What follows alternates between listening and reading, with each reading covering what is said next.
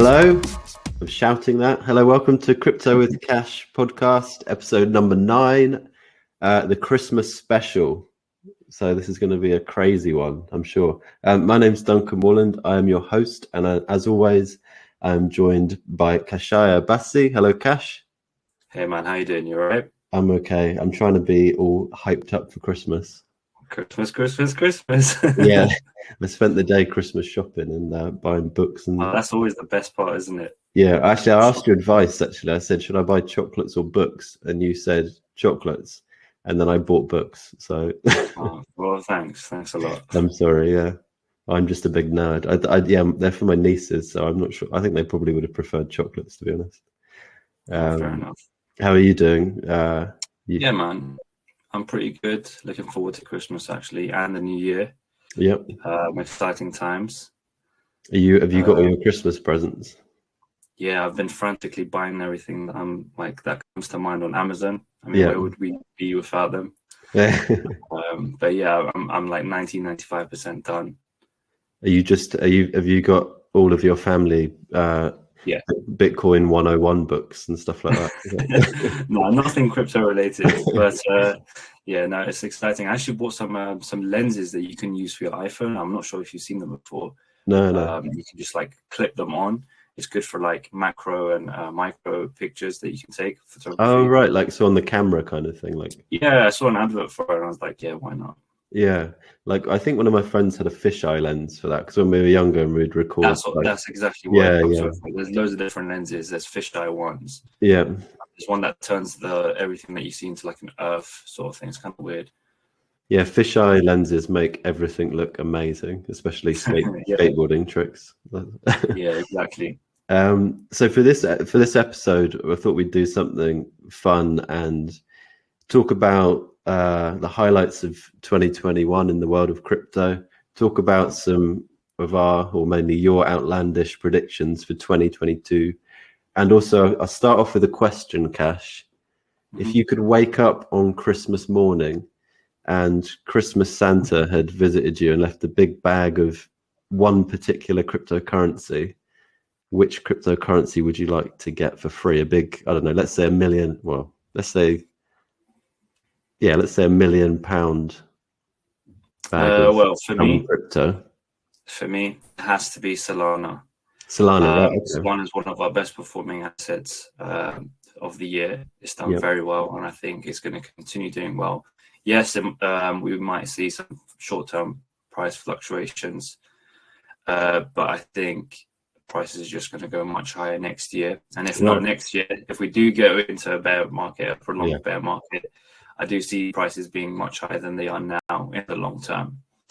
I try to stay away from predictions because it's very difficult to time the markets, which is why we focus on the long term. But for me, it would have to be Solana. There's just so much activity on that blockchain. They've spent immense amounts of money on marketing, on finding the best developers, the best teams, investing in new infrastructure. The future looks very bright for that project. That's really interesting because it's already seen like huge gains this year. I was listening to a podcast recently, and a couple of the guys on it had been to like a Solana convention, I guess, for like developers, and they were saying that a lot of people there were talking about Solana flipping Ethereum or the flippening or whatever, basically like becoming worth more than Ethereum. Like, do you think that is that something you see as a possibility? I came across a funny anecdote. So someone was saying how yes, Ethereum is coming up with all of these scaling solutions, which will get rolled out in the next year or so. But it's similar to like how there are Android phones and iPhones.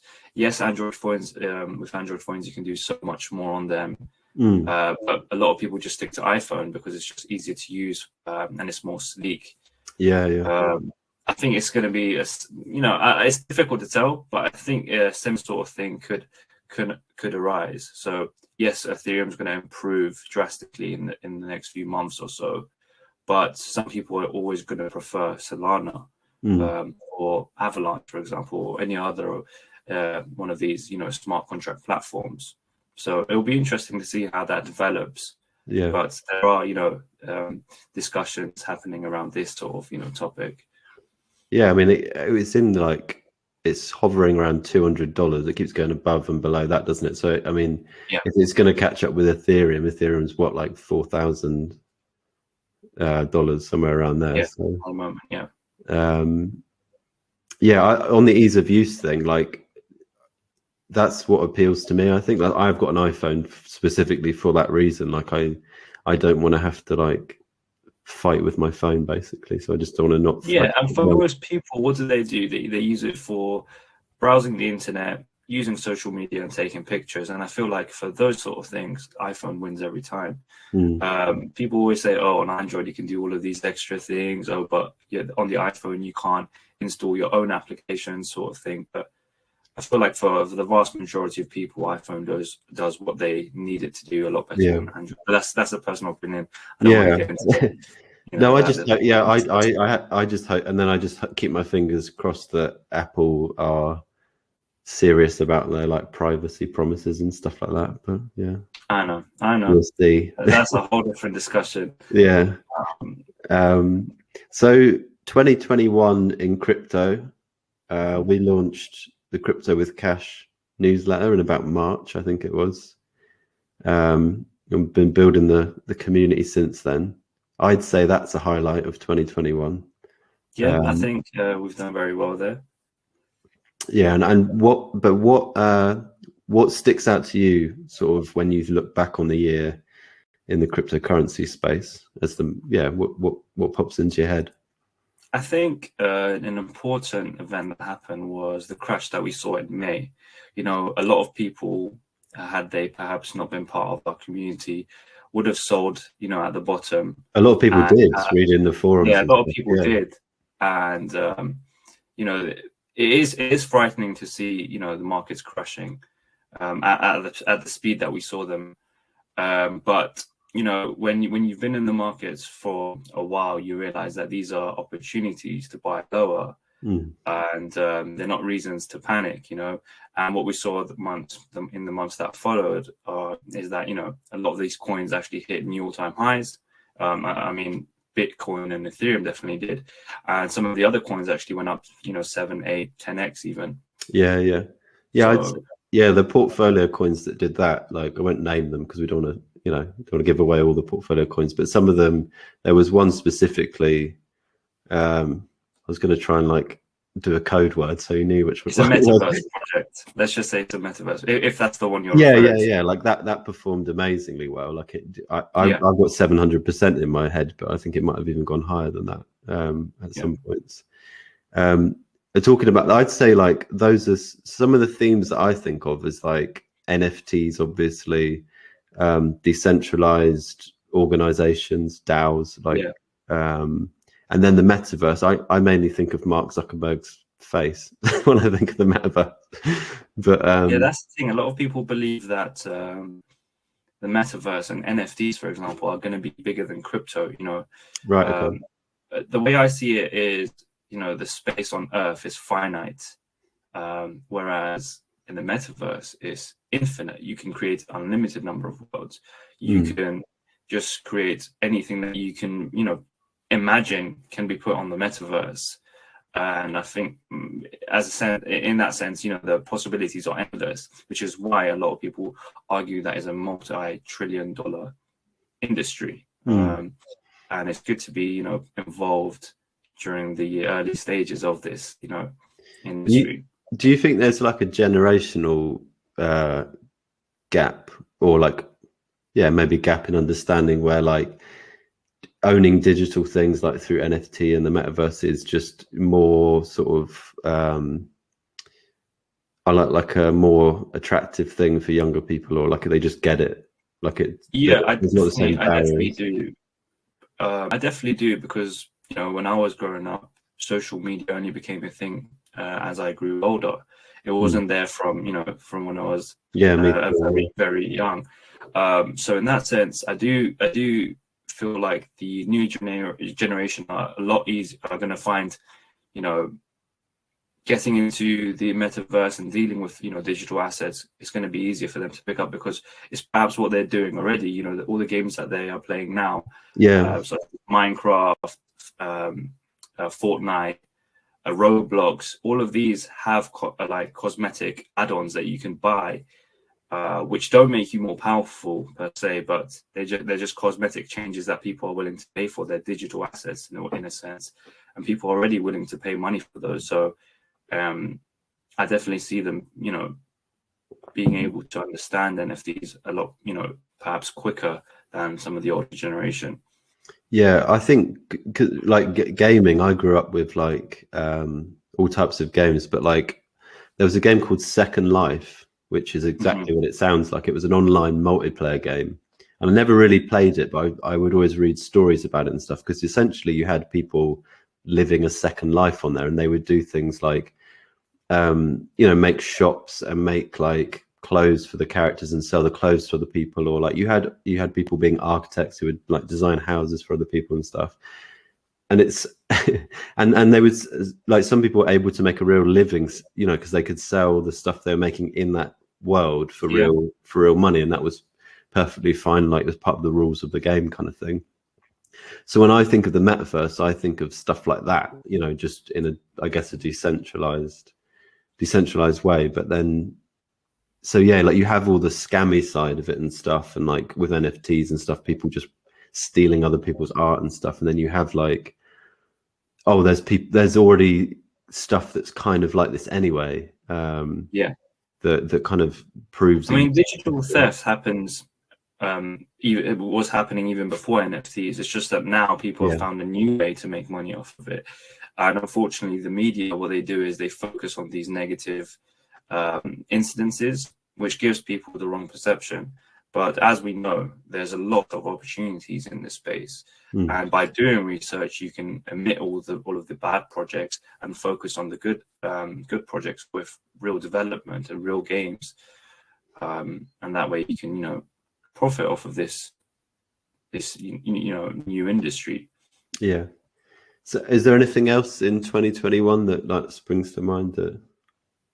I feel like the discussions are going to be focused on Ethereum scaling solutions. Is this for 2022, you mean, or for? Oh, sorry, yeah, this is for 20. Did you say 2021? I said 2021, but we could do 2022. So 2022, what's happening? Hold on, you need to put on your crystal ball glasses, and then I feel so for 2022, I mean 2021 was very good. We've had a lot of fun.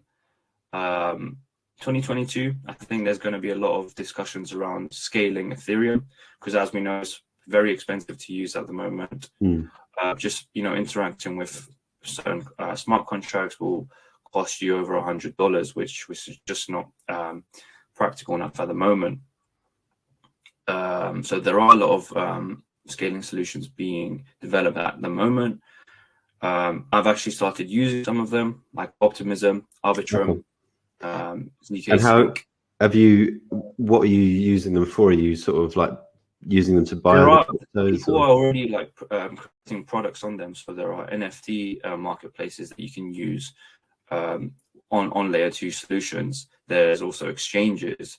And just sending transactions from one wallet to another on these scaling solutions is almost instantaneous and costs less than $1. Whereas if you were to do it on Ethereum as it is now, then transactions will cost you $30 to $40. And interacting with smart contracts, which decentralized exchanges essentially are, then these will cost over $100 at the moment. I just I'd signed up to a waiting list for the new Argent wallet, because it's like a social wallet, like where you, instead of having to remember a seed phrase, you can kind of like get up to 6 people to be like your guardians, and they have to sort of accept larger transactions. So it's a different way of doing security, which, because I hate trying to remember passwords, so I was like, that sounds cool. But they just launched a layer 2 wallet, so you can go straight onto, I think it's ZK Stink. Yeah, that's the one. So you can even deposit. You can use like a fiat on ramp, so you can convert pounds straight onto that layer 2, and then start like transacting on the Ethereum network for very little transaction fees. It doesn't have all like the DeFi. The whole Ethereum DeFi world isn't on layer 2 at the moment, so you can't get like super high interest rates or some and stuff like that. But there is some of it, I think, so far. Yeah, and soon, of course, more of these projects will transition over. So, again, we're early days in this sort of field, so it's good to be involved now so that you can, hit the ground running when everything's up and running. Yeah. So you think like sort of you're going to see more and more of that next year in terms of Definitely, yeah. faster layer 2. Do you think that we kind of talked about this before, but do you think with all these different layers, it kind of, and all the being able to swap so easily between layers, that like the actual networks, like it just makes everything kind of doesn't even matter what layer you're on. Like if you can just quickly swap between them, like, do you think, I don't know what my question is basically, but do you think? Here's the thing. So I feel like all of these layers will all have a use case in the future. It just ultimately comes down to what sort of projects they can attract to that sort of layer. So of course, the best teams with the best product will perhaps be able to attract the best projects from the existing version of Ethereum over to those layer 2 protocols. And we are seeing some of that already. As you mentioned with Argent, for example, they're already launching products. And also, for example, on a side note, for example, with Solana, since they are adding Ethereum languages, for example, you've seen projects like Aave moving over to Solana. And in a similar sort of way, we're going to see that with layer 2 protocols on Ethereum. So projects are going to see, okay, people are priced out of Ethereum at the moment, so perhaps we should port over our project over to a layer 2 solution so that more users can join our ecosystem. I guess that's kind of what I was thinking in terms of like, so with Aave, you can use it on multiple different chains, and the same with SushiSwap. So like from the user's perspective, it's almost like I'm just using SushiSwap to like swap cryptos, and I'll just use whatever network's cheapest. It's kind of like, yeah, exactly. Of course, for people who deal with larger sizes, then perhaps there's not enough liquidity on these side chains. Okay. Yeah. So they will have to stick with Ethereum. And for them, if you're dealing with hundreds of millions of dollars, then $100 gas fees is not going to be much of a concern. But I think for most people, then definitely they'll use the cheapest option. For example, Sushi's already deployed on Arbitrum, and I was doing some transactions just to test out the network, and it's, like I said, it's almost instantaneous. And gas fees like 90 cents, maybe $1, if that. Whereas if I was to do that on SushiSwap on Ethereum, then every transaction will cost me over $80, for example. Yeah, and I think we talked about that, like what happens when Ethereum upgrades to 2.0 and becomes super competitive with all these other networks, whether we see like a lot of the money on those sort of side networks flock back to the Ethereum mainnet. I don't know if that's... Yeah, so a lot of projects have moved from Ethereum over to Solana and some of these other chains. The question is, would they risk upsetting perhaps their customers if they were to jump back onto Ethereum after Ethereum's scaling solutions are implemented? Perhaps they'll stay on the chain that they are now. Maybe other projects, new entrants will actually join the Ethereum scaling solutions. Yeah. Okay. So any other sort of trends or things that you're interested in that you think might pick up in 2022? You know what? I wouldn't be surprised if we see another country picking up. Sorry, what was that? It cut out for a second. Yeah, I wouldn't be surprised if another country right, okay. picks up Bitcoin, for example, as a currency, as a state currency. We'll see in El Salvador, the president, he actively tweets on his new Bitcoin purchases, which he's using state funds for. So he's actually been, dollar cost averaging as well. So whenever Bitcoin dumps, he actually buys some more. Yeah. And he does this all publicly and in a very transparent way. So it's nice to see for perhaps us within the crypto community, but there have been some concerns about how it's perhaps unprofessional for a president to actively trade, in a sense, Bitcoin using state funds. Is he doing that? Is he just like doing that off his phone while he's sitting on the toilet, or is there a team of people? Say that he is. Right. He's okay. using his phone to, make these purchases, which again that's kind opens up the discussion about security and things like that. But we'll have to see what happens. Yeah. So we're waiting for Boris Johnson to announce that he's just spent just spent a few billion on Bitcoin. Yeah. Let's see what happens. I think maybe this is not one to bring up for Christmas festive cheer, but I'm wondering, like, if 2022 is when sort of proper regulation comes into the space, and countries try and take a more nuanced or active stance on how they're going to regulate cryptocurrencies. Because right now there's still a huge amount of grey area. Yeah, definitely. And you know what? I feel like, the focus is on the US, but other countries have accepted crypto with open arms. For example, in Dubai, if as far as I know, you don't even have to pay taxes on your crypto gains. So there's a thin line between how much it's dangerous for the US, because if they clamp down too hard, then a lot of these projects which are generating millions, if not billions of dollars of revenue for the US, then they'll just pack up and leave to one of these crypto-friendly countries. Such as Portugal, for example. I think that's the problem, isn't it? Is if you look at the crypto industry as a startup industry, and you think of it in terms of like internet startup companies or fintech startup companies, and you look at it as something that can help grow an economy, then a country, if they like sort of outright ban that industry or they take steps to like limit it, then they are, like you said, it's going to go to a different a lot of these companies, and they're just going to pack up and leave to one of these other countries which are more approving of cryptos. Well, I think the interesting thing is that decentralized projects and crypto and stuff, they are kind of a threat to traditional banking models, and even potentially to sort of traditional governing models and governments and stuff, depending on, I don't know. So it's that aspect of like, they might want to let this industry stay and grow in their country, but at the same time, how do they sort of manage the threat to, I don't know, like the current way things are done, I guess, is it's a difficult thing to discuss. The thing is, there's different routes that they can take. So, for example, South Korea, as far as I know, they're making it so that every wallet has to be labeled.